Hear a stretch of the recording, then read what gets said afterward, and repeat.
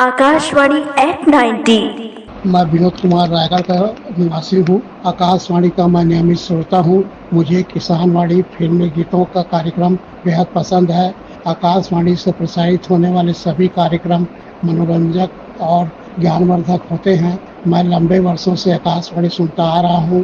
कार्यक्रम में कई परिवर्तन हुए हैं जो बच्चों, युवाओं, महिलाओं, यहाँ तक कि किसानों के लिए भी फायदेमंद है।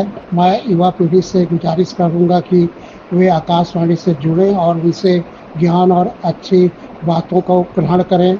90 वर्ष पूर्ण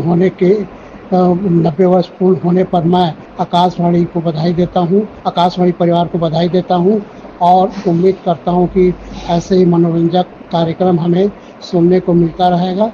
धन्यवाद।